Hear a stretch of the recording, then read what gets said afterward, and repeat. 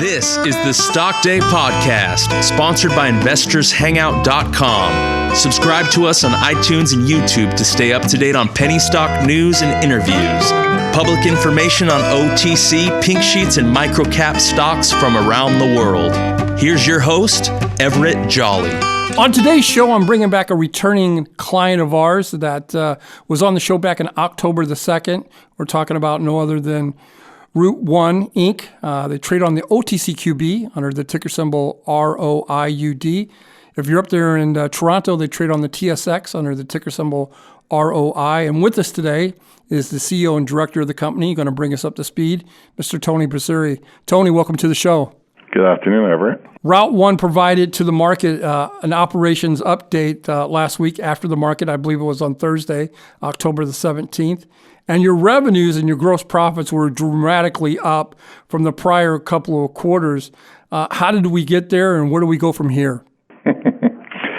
Sure. I guess the largest single driver of the jump can be attributed to Route1 closing on the acquisition of PCS Mobile on June 28th. Therefore, the results of that deal from an operational perspective never made it into the second quarter. Overall, that resulted in our revenues and gross profits dramatically improving from Q2 to the tune of we posted revenue in Canadian dollars of $8.7 million and gross profit of approximately $2.8 million. Just to give a little color, PCS Mobile was the computer reseller with expertise in mobile data applications, including wireless products for in-vehicle use that we acquired, again, on June 28th. They're based in Denver, Colorado. They resell ruggedized devices, including Panasonic Toughbooks, Explorer, G-Tech, other rugged tablets. And they're also a partner or reseller of Genetec's AutoView technology, which is their automatic LPR or license plate recognition technology. And that's been a real good winner for us. And during the first 100 days after we acquired them, we were able to see some operational synergies between the two businesses operating apart. And we got to see the benefits of revenue models coming together. I guess what we're most excited about, Ever, is quite often when you have a jump in a quarter around revenue and gross profit, companies can point to one big contract or two big contracts that took them there. In our particular case, that didn't happen. I'm real thrilled that it was a series of clients and projects of a certain sizing that none of them were material in themselves. And that leads to the type of diversified client base we're growing. And we think what we're able to do in the third quarter is probably going to be the norm or in and around that area as we move forward. So we're pretty excited that quickly we are able to realize solid revenue, good gross profit, and as we report our third quarter results in late November, the EBITDA and the net profit will show the benefit of the acquisition too. So again, real pleased, but keep in mind it's only the first 90 days post-closing, so we think there's a little bit more in the tank, let's call it, for that combined company, our combined company, as we move forward. Just to bring my listeners kind of up to speed in the background, your second quarter was $3.4 million, and the third quarter was $8.7 million. Do I have those metrics correct? Yes, sir. Wow, that's impressive. That's impressive. I got a question for you. On September the 30th of this year, you issued a news release about an expanded deal with Genetec to provide their AutoView technology to Ontario marketplace. Can you discuss the agreements and the historical business relationship with them and what it means to your company? Sure. Genetec is a very large international player in the video management and the license plate recognition space.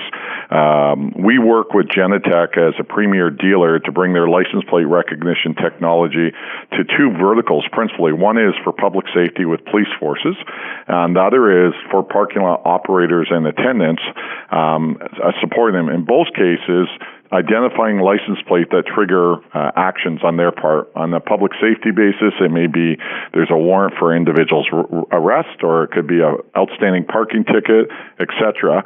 And on a parking lot attendant basis, it's matching up the plate with the type of parking spot that the person or their client is entitled to. So we're seeing a lot more use of this technology. Instead of having manned booths or having to have police officers walk the beat and take a look at plates and then key it in and see if there's a hit there, this is being done in an automated fashion, a lot quicker with a lot more depth and accuracy, providing good outcomes. And that could be as simple as collecting revenue, which helps helps the tax base for our community, or two, it's obviously providing a public safety measure. So we think the technology is fantastic. It fits well for us in our data analytics capability. We see ourselves growing aggressively with Genetec and bringing that now to the province of Ontario. Historically, PCS Mobile, again, we acquired PCS on June 28th, has done business with them in the states of Arizona, California, Colorado, Nevada, New Mexico, Oregon, and Washington. So now we're stepping up to Ontario, where Route1 has historically had a base. Our chairman of the board, Mike Harris, used to be the premier, or similar to a state governor for the province of Ontario. We have some good relationships here, and we think there's a real benefit in working with Genetec to bring their AutoView technology into the Ontario marketplace. I mean, what's interesting when you look at PCS Mobile built a relationship that started at no revenue, and over the course of 5+ years grew that to north of $6 million annually. Margins are healthier on this type of business because it's not a reselling of hardware. It's a combination of hardware and software and a series of services and activities we do. And I think if we had Genetec on the line, they're intrigued with us because we do so much more than just act as a dealer. We bring the ability to develop applications, software applications using their software development kit, and those applications more deeply embed us or entrench us with the ultimate user of the AutoView technology. So we see this, I like to call it partnership or relationship with Genetec expanding and flourishing, where we bring all our capabilities to the table. And I think you're going to see a lot more revenue coming from us as a result of the LPR investment we've made. You know, Tony, speaking of revenues, obviously you've had some outstanding quarters here in the last 9 to 12 months. That being said, what can we expect in the fourth quarter and going forward? Yeah, I think the first thing I'd want to highlight, Everett, that is once you get a deal done, I think your first step is wanting to integrate it, and that's not just flushing out redundant costs. It's bringing a culture together and making a place for people to hang their hats and really enjoy their careers. And collectively, as a group of men and women, we're out to achieve certain goals and objectives on behalf of our shareholders and their stakeholders. So what's the very first thing we're focused on right now is operational execution. And then from there, you obviously want to think about how do we continue to get better as a business, particularly around our client solution and service delivery. I like to talk about the fact that we pivoted our business over the last 12 months away from being an independent software vendor in the security arena now to a solutions-based company, or one that's not just into selling products. And the market's responded, I think, fairly well to us so far. Our initial investment in our business development and sales team has gone well, but I'd like to reference the fact that we're trying to grow our sales team more towards being a challenger-type sales rep, away from being a relationship builder or a reactive problem solver. We think ultimately challenging our clients and coming up with creative solutions to help them with their underlying business challenges is going to give us a deeper relationship and one that's more profitable for us and a lot stickier as we move forward.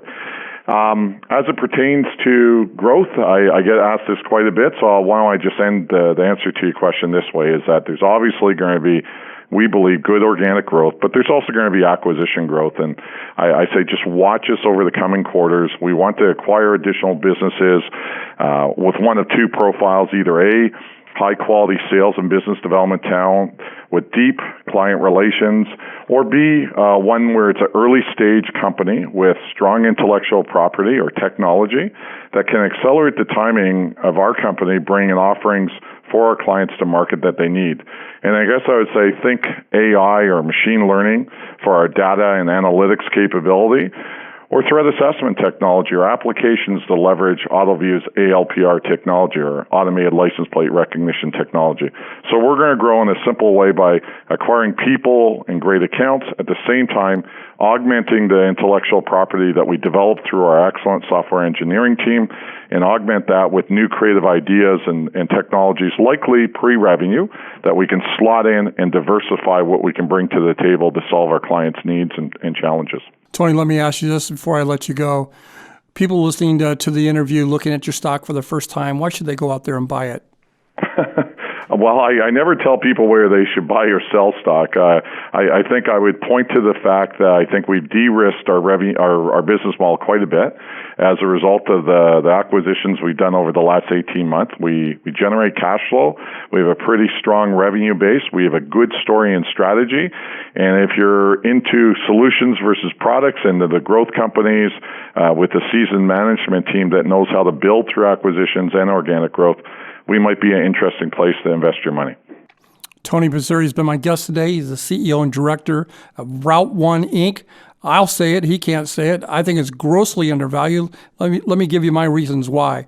Market cap at $8.1 million, revenues at $8.7 just for the third quarter. If you take that times 3 or 4, you're at $32 million. If you give it a 2 or 3 multiple, this company is grossly undervalued. You can figure out the math yourself. You can find them on the OTCQB under the ticker symbol ROIUD. TSX on the Toronto Stock Exchange under the ticker symbol ROI. Tony, thank you so much for coming on the show. Greatly appreciate it. Looking forward to it. I think you're doing great things out there. You might be the hardest working guy in the industry. Thanks, Ev. Appreciate that. This program is entirely sponsored and produced by La Jolla Media LLC, which is responsible for the content. The opinions and information provided on this program are for educational and research purposes. Stock Day encourages all listeners of this program to do their due diligence and research when determining investment strategies that will work for them, or to seek the assistance of an investment professional.